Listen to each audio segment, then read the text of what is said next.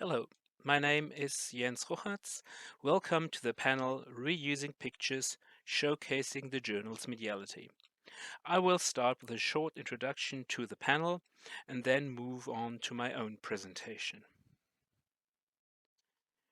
Reusing published content has for a long time been part of the economy of print. Republishing, reprinting, repackaging, or translation is common practice for books that sell. For periodicals, however, which command the topicality of the content, the prevalence of reuse is less plausible. Magazines consume content insofar they need to come up with new, at least different content in the following issue. Any element in a magazine, news, fiction, illustrations, etc., turns old with the arrival of the subsequent number, just because it has already been published and probably read or viewed. Albeit in forms diverging from book culture, reusing is a well-established practice in periodical culture too. We want to explore this phenomenon in our panel by presenting 3 case studies focusing on the reusage of a particular medial element, pictures, mainly of photographic origin.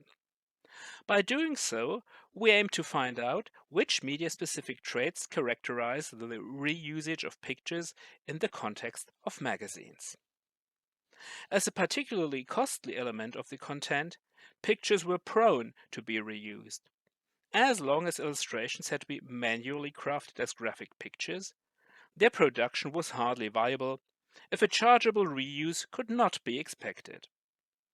Already during the heyday of the penny magazine, its offspring and international counterparts, clichés were pulled from printing blocks to be sold for reuse, usually abroad, so that they could remain exclusive on the national print market. Evidently, reusage in periodicals is organized spatially and geographically, distributing pictures in markets where they had not yet been viewed, whereas reuse in the book market is more concerned with keeping publications available over time. This slide shows 3 ads from the Börsenblatt, the journal of the German book trade, by magazine publishers selling clichés of their own production from the 1860s and 1870s. The trade in clichés had more to offer to periodicals than just economies. The option of reusing clichés from other magazines tied in well with core parameters of periodical mediality. Particularly in the early days of wood-engraved magazine illustration, when demand exceeded production capacities, reusing available pictures was inevitable to deal with the temporal pressures involved in the publication of periodicals, having the pictures ready in time for printing.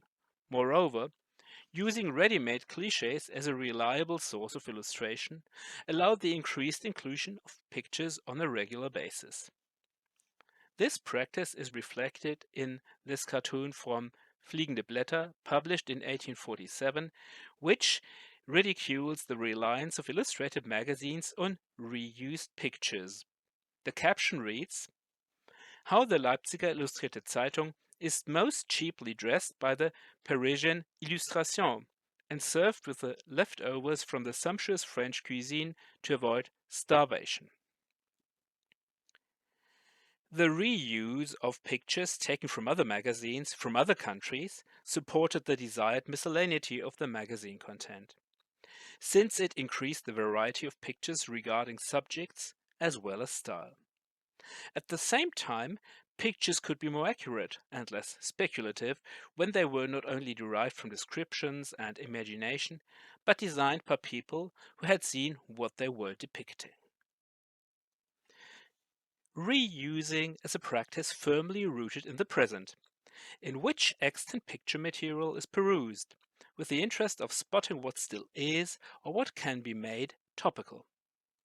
The very fact that a picture is chosen to be published again renews and refreshes it in a certain sense. If to varying degrees, reuse is always bringing in something new, an inevitable displacement effecting a shift. Regarding pictures, it usually involves, at the very least, a change of the verbal contextualization. It is rare that pictures are transferred along with their initial textual supplement. Of course, the changes can also affect the picture itself by means of resizing, cropping, recoloring, or retouching. And pictorial context, picture-picture relations, can also add new perspectives. At the very least, any item published in a periodical claims that what is presented is up to date or of topical relevance, solely by the virtue of it being published, regardless of whether it had been published before. This means that reusing implies some kind of change, some kind of transfer, which sets any particular publication of an image apart from its predecessors and its successors. We have chosen the term reuse because it is the most general one, only requiring the intention to choose pictorial material that has been previously published. It does not require, for example, that the reappearance is perceived at all by the reader viewers. In this regard, it seems to be the most suitable concept for comparing different strategies of image transfer. Our panel presents three different kinds of picture transfer, each operating different distinctions between the initial and the ensuing publication of the pictures. I will address intermedial transfers from periodicals to books and explore how media distinctions are displayed when photographic pictures, which initially appeared in journals, are reused in books. Alice will talk about reuse of magazine pictures in another magazine, belonging to the same brand. In a production studies approach, she examines how images travel between French and American editions of Vogue in the 1920s and 1930s, sparking a dialogue over shared, yet context-specific editorial content.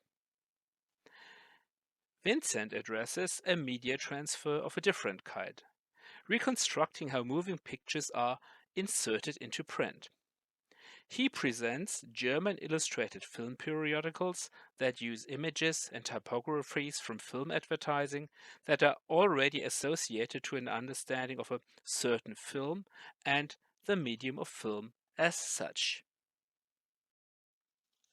Photography, or to be more precise, photomechanical reproduction, proved to be a game changer for the design practices associated to usage and reusage of pictures on the printed page. When photomechanical reproduction technology was fit for widespread use, it was no longer cliches that were traded, but the source material itself, in general, photographic prints. The magazines would then go on to produce the printing blocks themselves, employing the halftone process. This change allowed for more intervention by the reusers on two levels. At the first stage, the initial picture, be it photographic or not, could be worked. It could be cropped and retouched, according to the function it was meant to perform on the page, as well as adapted to aesthetic preferences of the magazine's special format. The source picture was then photographed through a grid, and the resulting negative used to expose a prepared zinc plate, which would come to serve as printing block.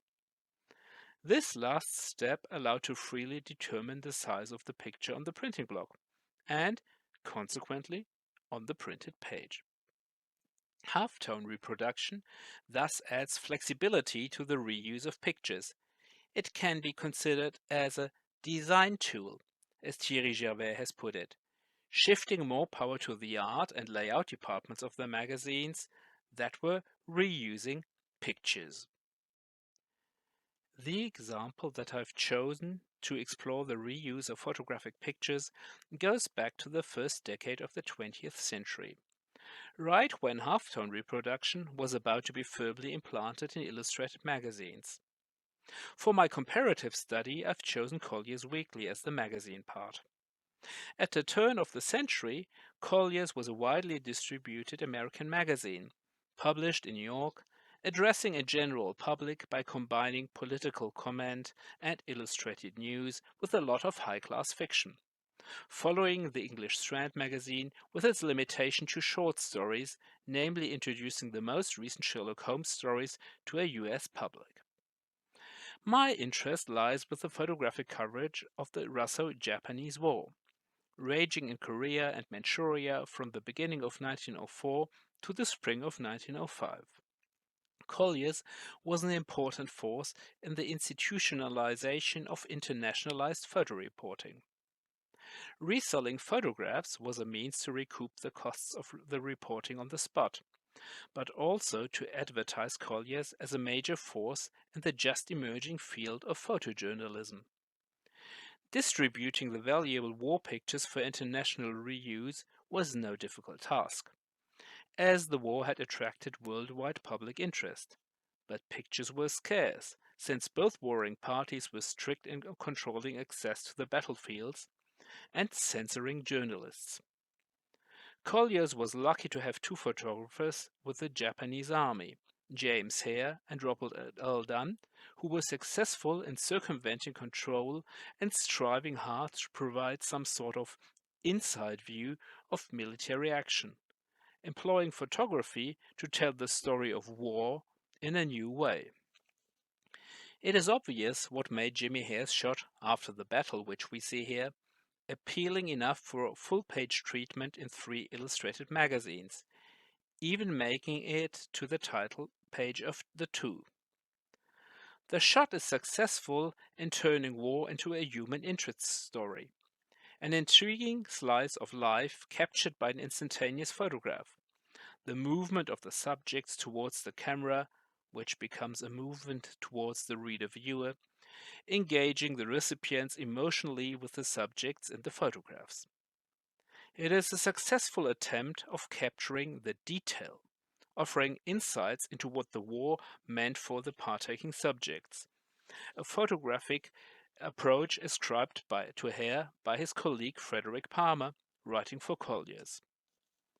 The interest of my paper, however, does not lie with new photographic visions of the war, but with the reuse of these photographs. To prove my point that photomechanical reproduction aided reusage because it made it easier to adapt pictures to a new context, we should look once more at After the Battle. Hare's photo first appeared in Collier's Weekly on June 18th, and only 1 week later was taken up by L'Illustration and Berliner Illustrierte Zeitung. The size of the published pictures is about the same, blown up to a full-page reproduction in magazines which all used the large folio format, standardized for illustrated news magazines since the mid-19th century, amounting to around 28 times 40 centimeters.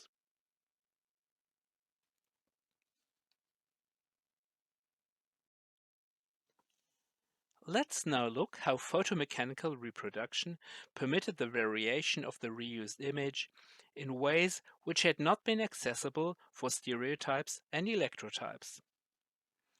If we start from the Collier's publication, going for a strictly square picture format, dignified by a gray framing, the Berliner Illustrierte Zeitung had reduced the frame to a thin line and cropped the picture on the left, moving the reader-viewer closer to the main subjects, which are now positioned exactly in the center of the picture, whereas the background has been blurred out.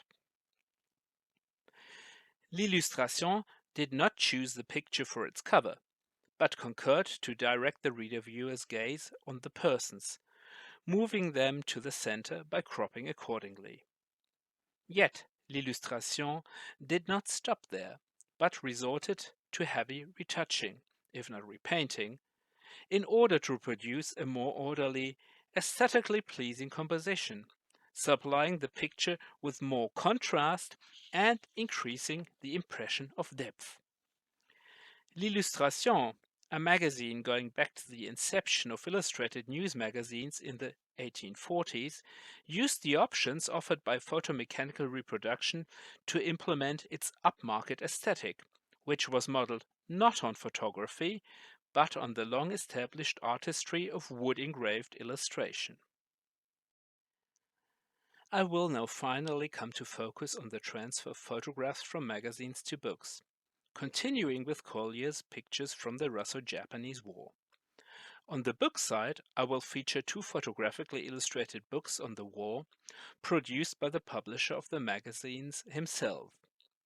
The interest of these books, published in 1905, resides in their status as early examples which draw all their imagery from the news photographs produced for a magazine, although not all of them previously published. As counterpart in Collier's Weekly, I have chosen the November 5, 1904 issue, largely devoted to reporting from the war, because it shows the variety of forms in which photojournalistic coverage was used and presented in the magazine. Transferring material from periodicals to books is not uncommon. On the contrary, this form of reusage is typical and well established for serial fiction.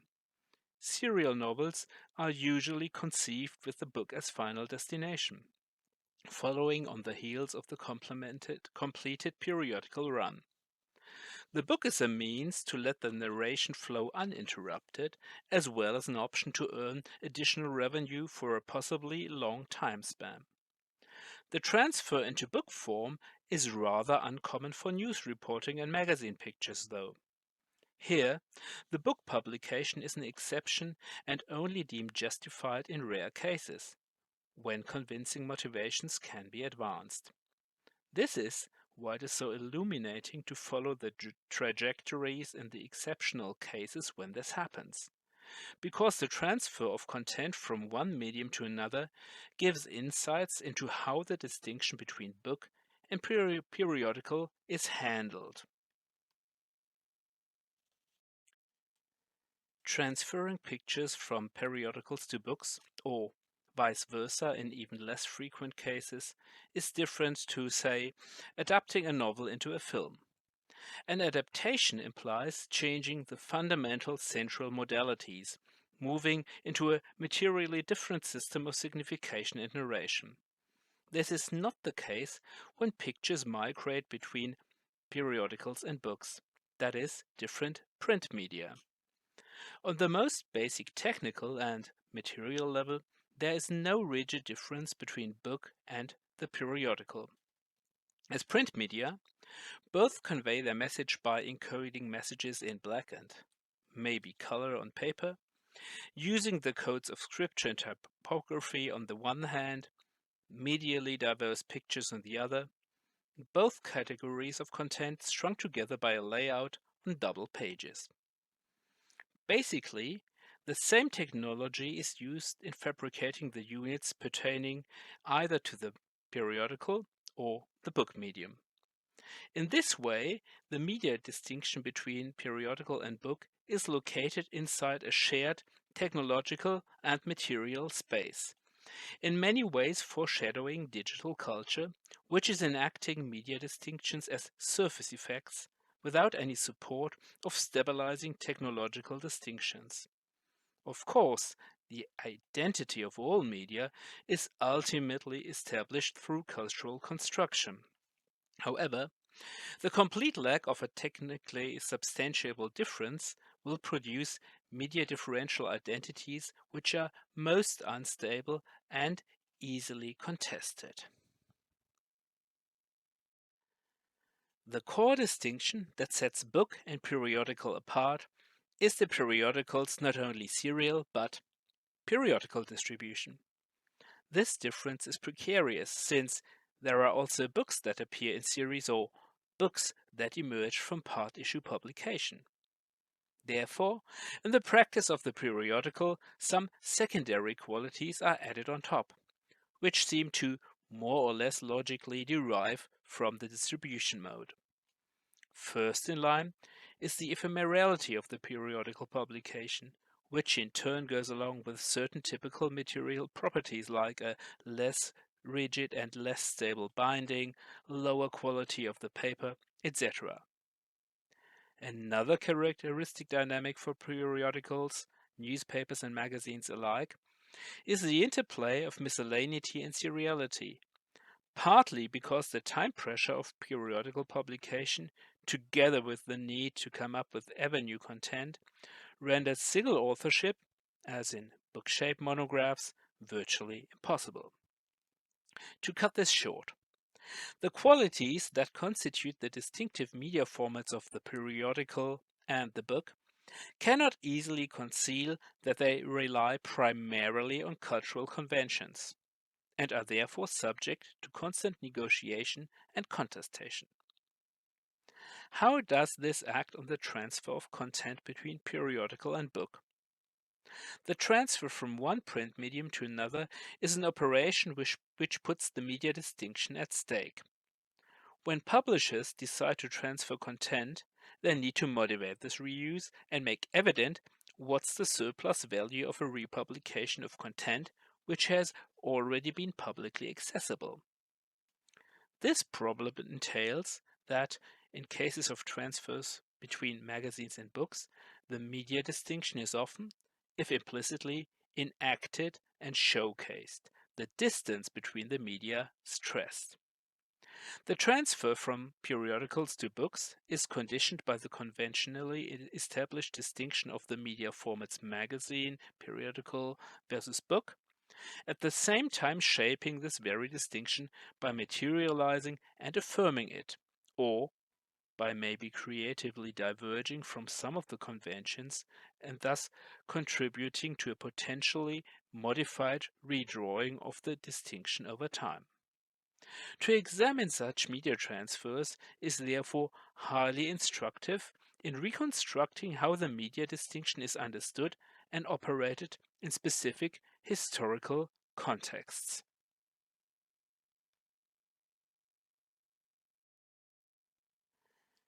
The books we are dealing with are dominated by their pictorial content, relegating the textual framing to the margins. The minimized reliance on text is signaled by the layout. The books limit themselves to 2 columns of typeface, set in a rather large type, compared to the 3 columns of a considerably smaller one in the magazine. Still, it is writing that defines the units which constitute the structure of the books, the chapters, the overarching topics given to each page, the captions of each picture. Every chapter is introduced by only one page of text, balanced by a purely pictorial opposite page.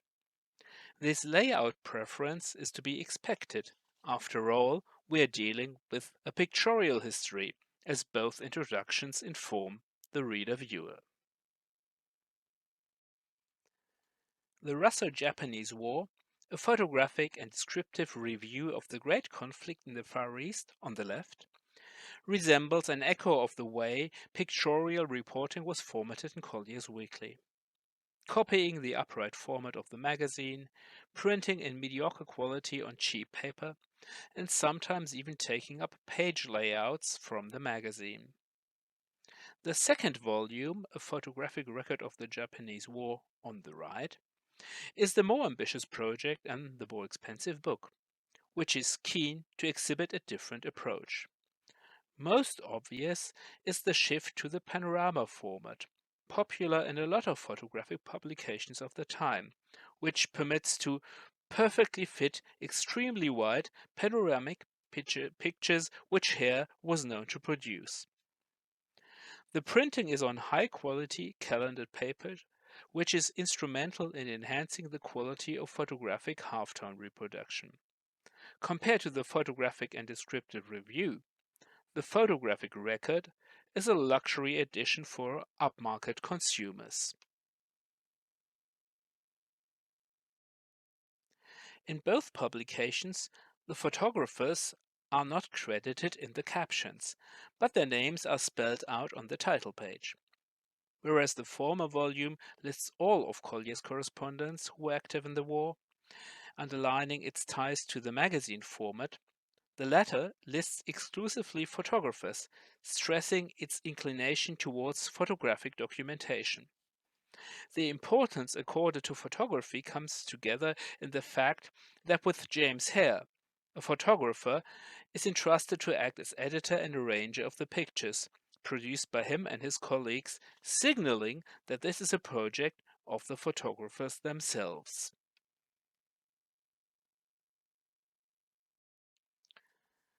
Finally, an exclusive selling point for the expensive volume is articulated in the introduction. Quote, "A large number of these photographs have never been printed in Collier's, and they are published in this book for the first time. In each weekly issue of Collier's, it was obviously impossible to devote more than a few pages exclusively to war pictures, and in such a small space it is a task of exceeding difficulty to convey to the casual reader any adequate realization of the unique value and the comprehensive extent of Collier's Russo-Japanese War service." Unquote. In the following comparison of book and magazine, I will concentrate on photographic record.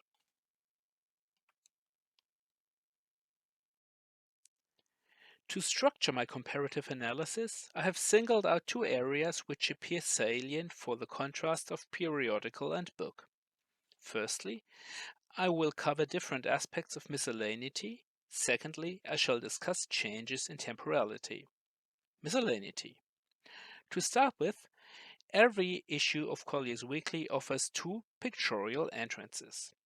The cover sports a colorful graphic picture, frequently announcing fiction included. The inner title, appearing on page 7 after a string of pictorial ads, typically is a photograph of a current event. Whereas the cover seldom refers to the war, but does so in the case of the November 5th issue, the interior title does so frequently. The usual diversity of the pictorial entrances leaves the reader-viewers in no doubt about the miscellaneity of the content. It should be noted, however, that the November 5th issue is exceptionally homogeneous, sacrificing most of the usual diversity to make space for extended reporting on the Russo-Japanese War. By contrast, the preceding number, table of content on the left, had merely devoted 2 of its 32 pages to the war. In contrast, the books, of course, focus monothematically on the war and do so as shown in a consistent pictorial form. Not only because it is usually ripe with fictional content, Collier's Weekly is less decided about the dominance of either text and typeface or pictures, which shows when you look at the layout. Some of the double pages devoted to the war consist plainly of pictures. Here and here, for example. Whereas the main article, bearing the title "The Greatest Battle Since Gettysburg," penned by Collier's correspondent Frederick Palmer, is itself a prominent feature, including photographs which, as the layout conveys, should be regarded as illustrating the text. Here you see the article "The Greatest Battle Since Gettysburg," which stresses the text over the pictures. The book covers the Battle of Liaoyang exactly in the same mode as all events in the war, with the pictures on each page covering one particular aspect or event in various shots. The pictures are spatially organized by a rigid layout grid, which allows for only two heights, full or half, thus arranging the photos to form a homogeneous and structured whole. The layout is designed unobtrusively with the aim not to distract attention from the pictures. A particularly striking feature of this issue is how far it goes in explicitly merging advertising and war reporting. Opposite the interior title, that is, before the editorial part of the magazine, an advertisement for Kodak is inserted, headlined "The Greatest War Photographs Ever Taken," proudly professing that the photographs that James Hare contributed to the major editorial feature had been produced using Kodak equipment. Even including a picture showing the photographer during the campaign, the ad acted as a teaser by detailing the circumstances under which Hare came to shoot the fighting action. The ad might count as native advertising by breaking down the barrier between publicity and editorial content. A further eye-catching advertisement is headed by the quote, "War is hell," which, in this particular circumstances, should rather read, "War is business." The ad is noteworthy because it includes a photo from the Battle of Liaoyang, copyrighted by Colliers, thus extending the journalistic reportage into the publicity. Further ads with relation to the war praise the martial art jiu-jitsu, which, according to the text, all of the victorious Japanese soldiers were practicing. In the book, the only element that could count as advertising is a box on the verso of the title page, which, again, mentions the photographer's use of Eastman Kodak equipment. All in all, clearly distinct from the magazine's pronounced miscellaneity, the photographic record of the Russo-Japanese War is conceived as a formally homogeneous and continuous representation of historical events. In the New York Times, dated September 1st, 1905, an advertisement promotes a photographic record as a historiographic account. Quote, "This record presents in consecutive form and comprehensively the story of the greatest military duel of modern times." Unquote. A similar terminology is proposed by the first phrase of the photographic record's introduction. Quote, "The materials for this pictorial history of the Russo-Japanese War were gathered by Collier's own special correspondents and photographers." Unquote. Although the fighting had just ended several weeks ago, and the final peace treaty was only about to be signed, the volume promised a history in photographic pictures. It claimed that the materials gathered by Collier's correspondents and photographers had been turned into a pictorial history. This implies that the photographic and journalistic reports sent in from Korea and Manchuria had already been retrospectively interpreted, resulting in a closed narration offering a logical and not only chronological perspective on the course of events. How can this transformation be substantiated by the publication? The magazine follows a mechanically consecutive but open form of publication, which is structured by a sequence of issues that includes news and fiction and cartoons and ads, etc., as they come in. The impression of the synchronicity of the published reporting to the events is created by the sequential time of periodical publication. What is presented from week to week is the news which was obtained, not what actually happened during the week, which is demonstrated by the delay caused by the transportation of the photos from Korea and Manchuria to the American East Coast, which is about 2 months. It is telling that neither the reportage nor the captions mention specific dates of the events in Korea and Manchuria, probably with the aim of covering up this lag.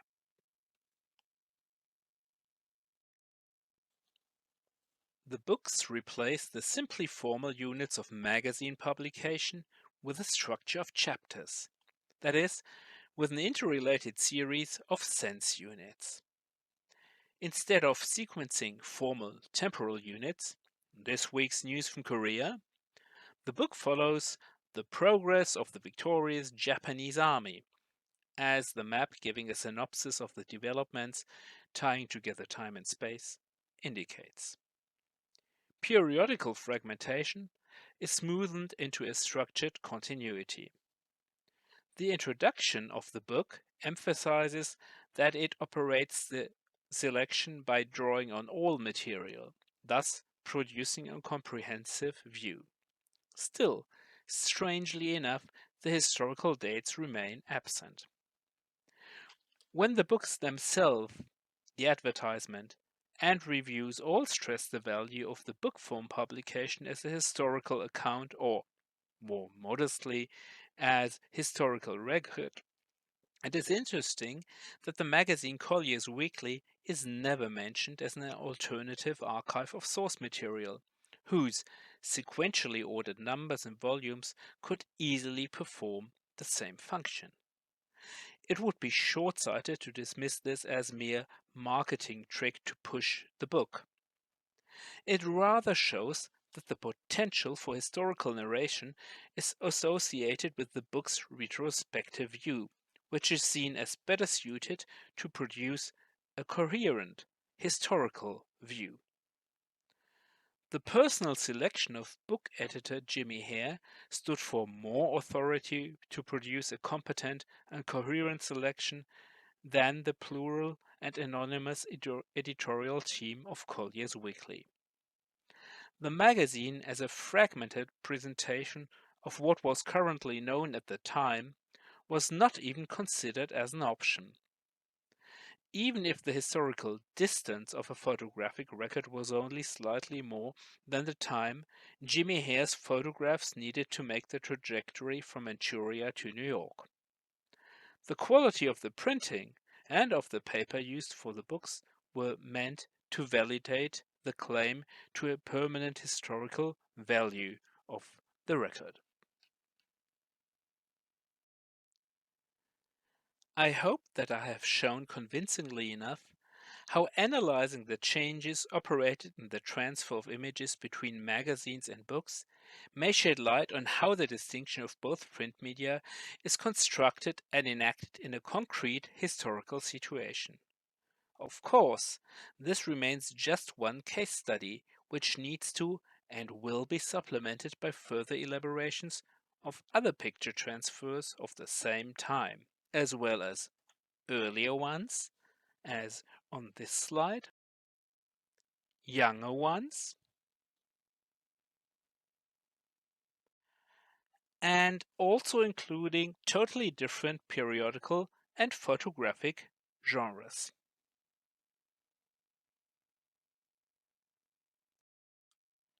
In the meantime, I would like to close my paper by returning to the final page of a photographic and descriptive review, and quote the pictorial symbol that the book uses to say goodbye to its reader viewers, in the manner of a book. Thank you for your time and attention.